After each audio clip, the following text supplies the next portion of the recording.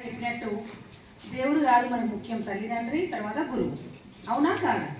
మనకు ఫస్ట్ గురువు తల్లి, తండ్రి, తర్వాత గురువు. కాబట్టి మనకు ఎక్కువ ప్రభావితం తల్లి తండ్రి. వాళ్ళకి రిటర్న్ లో ఏం గిఫ్ట్ ఇవ్వాలి? ఏం లేదు, మంచిగా చదువుకొని ఒక మంచి ప్లేస్ లో ఒక మంచి పొజిషన్ లో ఉంటూ వాళ్ళకు ఒక మంచి నేమ్ తెస్తే సరిపోతుంది. వాళ్ళ బాధని మనం అర్థం చేసుకొని వాళ్ళకి కొంచెం హెల్ప్ చేస్తూ ఉండడమే వాళ్ళకి మనం ఇచ్చే రిటర్న్ గిఫ్ట్. అంతే. ఇంకా చిన్న ఉన్నావు నువ్వేం ఎక్కావులే అని ఇంకో ఫ్రాక్ అంటారు. అట్లా అన్ని డిస్కరేజ్ చేస్తూనే ఉంటాయి. అప్పుడు అయినా ఆ ఫ్రాక్ వినకుండా వెళ్ళి ఎక్కేస్తుంది, లాస్ట్కి రీచ్ అవుతుంది, మౌంటైన్ రీచ్ అయిపోతుంది. రీచ్ అయిపోయిన తర్వాత తెలిసేది ఏంటంటే రీచ్ అయిన తర్వాత ఇవన్నీ క్లాప్స్ కొడతాయి. అసలు మ్యాటర్ ఏంటంటే ఆ ఫ్రాగ్ ఏదైతే ఉందో దానికి చెవులు వినపడవు.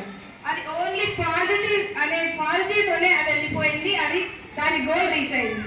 మనం కూడా ఎప్పుడు మన గోల్స్ ని మనం ఒక ఫోకస్ గా ఉంటూ మన గోల్స్ ని మనం రీచ్ అవ్వాలి. మధ్యలో చాలా మంది చెప్తారు, మీకు ఎన్ని డ్రీమ్స్ ఉన్నా మీకు ఆ డ్రీమ్ పైన గట్టి కాన్ఫిడెన్స్ ఉంటే మనం దాన్ని రీచ్ అవ్వగలం. పక్కన ఫ్రెండ్సే చెప్తారు, అరే నీతో కాదు, నువ్వు చేయలేవు అని చెప్తూనే ఉంటారు. అయినా మనం వాటిని వినపడకుండా మనకు అప్పుడు చెవులు పని చేయట్లే అని అనుకుంటూ మనం ముందుకు వెళ్తూనే ఉంటే డెఫినెట్ గా మనం మన డ్రీమ్ ని సక్సెస్ఫుల్ గా రీచ్ అవుతాం.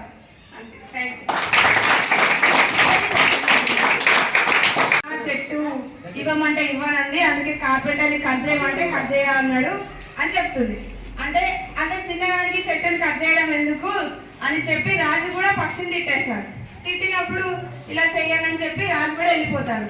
వెళ్ళిపోయినప్పుడు పక్షికి రాజు పైన ఇంకా కోపం వస్తుంది. ఇప్పుడేం చేయాలి? నెక్స్ట్ ఎలిఫెంట్ హ్యాండ్లర్, అంటే ఎలిఫెంట్ ని నడిపేవాడు ఒకడు ఉంటాడు. అతను రాజుని ఎక్కడికైనా తీసుకెళ్తూ ఉంటాడు. అయితే అతని దగ్గరికి వెళ్తుంది.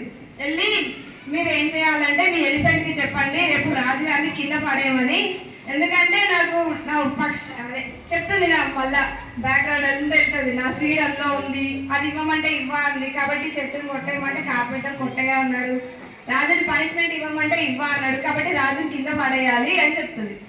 అయితే అప్పుడు ఆ ఎలిఫెంట్ హ్యాండ్లర్ ఏమన్నాడు, ఇంత చిన్నదానికి రాజుని కింద పడేయమంటావా, నీకేమైనా పిచ్చి పట్టిందా అని చెప్పి మళ్ళీ దాన్ని తిడతాడు. మళ్ళీ అది వెళ్ళిపోతుంది. ఇప్పుడు లాస్ట్కి ఏం చేయాలో అర్థం కాక ఒక చిన్న చీమ దగ్గరికి వెళ్తుంది. చీమ దగ్గరికి వెళ్ళి చీమ నువ్వు ఏం చేస్తావంటే ఎలిఫెంట్ తొండంలోకి వెళ్ళి దాన్ని ఏదైనా చేస్తే అది ఎలిఫెంట్ కింద పడిపోతుంది, అప్పుడు రాజు కింద పడతాడు, అది చేయమనంటే ఆ చీమ కూడా అంటది నేను చేయను, అంత ఎలిఫెంట్ దాంట్లో నేను తొండంలోకి వెళ్తే రాజు కింద పడతాడు, అంటే అలా చెయ్యాలని చెప్పి అంటే కొంచెం సేపు ఆగి ఆ పక్షి ఏం చేస్తుంది, అప్పుడు రివర్స్ అవుతుంది. చూడు చీమ, నేను రాజుని ఏం చేయలేకపోయినా, ఎలిఫెంట్ హ్యాండ్లర్ని ఏం చేయకపోయినా, కార్పెంటర్ని ఏం చేయలేకపోయినా కావచ్చు, కానీ నువ్వు చిన్న చీమవి, ఒక్కసారి నేను తింటే నువ్వు నా ముక్కుతో నిన్నంటే నువ్వు చచ్చిపోతావు, కొంచెం జాగ్రత్తగా నేను చెప్పింది చెయ్యి అని చెప్తే అప్పుడు చీమ భయపడి ఎలిఫెంట్ హ్యాండ్లర్ దగ్గరికి వెళ్తుంది. వెళ్ళి చెప్తుంది ఇలా చేస్తుంది, మరి పక్షిలా అంది అని భయంతో వెళ్ళి చెప్తే ఎలిఫెంట్ హ్యాండ్లర్ ఎవరైతే ఉన్నారో రాజు దగ్గరికి వెళ్ళి చెప్తాడు, రాజా ఆ పక్షి అలా చేసింది, అలా చెప్తుంది, ఆ పని చేస్తుంది అని చెప్తే నెక్స్ట్ ఈ కింగ్ ఎవరైతే ఉన్నారో కార్పెంటర్ దగ్గరికి వెళ్ళి చెప్తాడు, అరే మరి చెట్టుని కట్ చేసేయి, బీదవాళ్ళు మేము చదవలేకపోతున్నాం అని అంటుంటారు. అంబేద్కర్ గారు అమ్మ నాన్న ఏమన్నా రిచ్ పీపులా? మనం ఏం చేస్తాం, ఒక చిన్న ప్రాబ్లం వచ్చింది దాన్ని గివప్ చేసేస్తాము. మనం గివప్ చేయకూడదు. ఎప్పుడు ఏదైనా ఒక ప్రాబ్లం వచ్చిందంటే మనం ట్రై చేస్తూనే ఉండాలి. దానికోసం ఒక కథ చెప్తాను.